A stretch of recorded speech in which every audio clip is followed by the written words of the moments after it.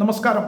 ഹെയ്ത്തിയെ തകർത്ത ബ്രസീൽ എതിരില്ലാത്ത 3 ഗോളിലാണ് ബ്രസീലിൻ്റെ വിജയം. ബ്രസീലിന് വേണ്ടി കുഞ്ഞ ഇരട്ട ഗോൾ നേടി, വിനീഷ്യസ് 1 ഗോൾ നേടി. അങ്ങനെ 3 ഗോളാണ് ബ്രസീൽ അടിച്ചുകൂട്ടിയത്. മാർക്കസ് കുഞ്ഞ 23-ാമത്തെയും 36-ാമത്തെയും മിനിറ്റിൽ ഇങ്ങനെ 2 ഗോളുകളാണ് കുഞ്ഞ അടിച്ചത്. വിനീഷ്യസ് ആദ്യ പകുതിയുടെ ഇഞ്ചുറി ടൈമിൻ്റെ 3-ാമത്തെ മിനിറ്റിൽ അതിമനോഹരമായ 1 ഗോൾ അടിച്ചു. അങ്ങനെ ആദ്യത്തെ ഫസ്റ്റ് ഹാഫിൽ തന്നെ, ആദ്യ പകുതിയിൽ തന്നെയാണ് 3 ഗോളുകളും വീണത്. തീർച്ചയായിട്ടും ആദ്യ പകുതിയിൽ ബ്രസീലിൻ്റെ വിളയാട്ടമായിരുന്നു എന്ന് തന്നെ പറയാം. ബ്രസീലിന് തന്നെയായിരുന്നു മേധാവിത്വം. കളിയിൽ 12-ാമത്തെ മിനിറ്റിൽ റാഫീഞ്ഞ ഗോൾ അടിച്ചിരുന്നു, പക്ഷേ അത് ഓഫ് സൈഡായി.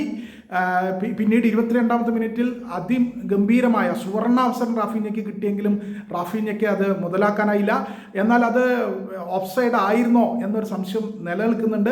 പക്ഷേ അധികം വൈകേണ്ടി വന്നില്ല ബ്രസീലിന്. അടുത്ത മിനിറ്റിൽ തന്നെ 23-ാമത്തെ മിനിറ്റിൽ തന്നെ കുഞ്ഞ ഗോളടിച്ചു.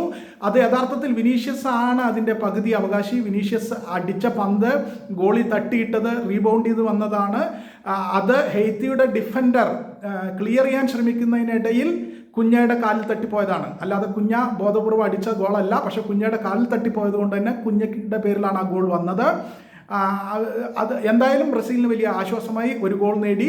പിന്നീട് 13 മിനിറ്റിന് ശേഷം 36-ാമത്തെ മിനിറ്റിൽ കുഞ്ഞ അതിമനോഹരമായൊരു ഫിനിഷ് തന്നെ നടത്തി. അതിന് പിന്നിലും വിനീഷ്യസ് ജൂനിയർ ആയിരുന്നു. വിനീഷ്യസ് ജൂനിയറിൻ്റെ അതിമനോഹരമായ ഒരു പാസാണ് കുഞ്ഞ അതിഗംഭീരമായ ഫിനിഷിലൂടെ ഗോളാക്കിയത്. ഇതോടെ ബ്രസീൽ 2 ഗോളിന് മുന്നിലായി.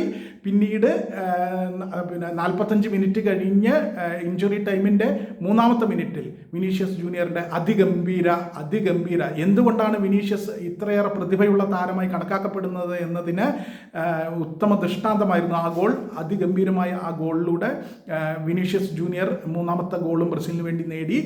എന്നാൽ പിന്നീട് 2-ാമത്തെ പകുതിയിൽ സെക്കൻഡ് ഹാഫിൽ ഹെയ്ത്തിയുടെ കുറച്ചുകൂടി ഓർഗനൈസ്ഡ് ആയ കളിയാണ് കണ്ടത്. ഹെയ്ത്തിക്കാണ് കുറച്ചുകൂടി മുൻതൂക്കം 2-ാമത്തെ പകുതിയിൽ ഉണ്ടായത്. പക്ഷെ അവർക്ക് ഗോളടിക്കാൻ കഴിഞ്ഞില്ല.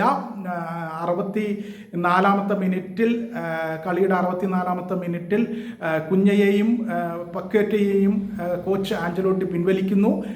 ഒപ്പം അവർക്ക് പകരം എൻട്രിക്കിനെയും മാർട്ടിനെല്ലിയെയും ടീമിൽ കൊണ്ടുവരുന്നു. എൻട്രിക്കിനെ സംബന്ധിച്ചിടത്തോളം ബ്രസീൽ ആരാധകർ ഒരുപാട് ആഗ്രഹിച്ചിരുന്നതാണ് എൻട്രിക്കിൻ്റെ കളി. എൻട്രിക്ക് അങ്ങനെ ഈ ലോകകപ്പിൽ വന്നിരിക്കുന്നു, കളിച്ചിരിക്കുന്നു. പിന്നീടും എൻട്രിക്ക് തന്നെ ഒരു ഗോൾ അടിക്കുകയുണ്ടായി, പക്ഷെ അത് ഓഫ് സൈഡായി. അങ്ങനെ കളിയിൽ ആദ്യം 12-ാമത്തെ മിനിറ്റിൽ റാഫീഞ്ഞ അടിച്ചത് ഓഫ് സൈഡായിരുന്നു. പിന്നീട് എൻട്രിക്ക് ഇറങ്ങിയതിന് ശേഷം എൻട്രിക്ക് അടിച്ചൊരു ഗോളും ഓഫ് സൈഡായി മാറി. അങ്ങനെ പിന്നെ ആ രീതിയിലാണ് കളി നീങ്ങിയത്. 2-ാമത്തെ പകുതിയിൽ ഹെയ്ത്തിക്ക് തന്നെയായിരുന്നു മുൻതൂക്കം എന്ന് പറയേണ്ടതുണ്ട്. കുറേ കൂടി ഓർഗനൈസ്ഡായി ഹെയ്ത്തി കളിച്ചു.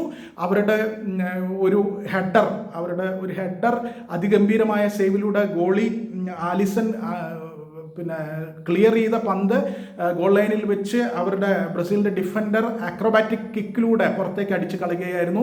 നല്ലൊരു അവസരമായിരുന്നു. പക്ഷേ ഹെയ്ത്തിക്ക് അത് ഗോളാക്കി മാറ്റാൻ കഴിഞ്ഞില്ല.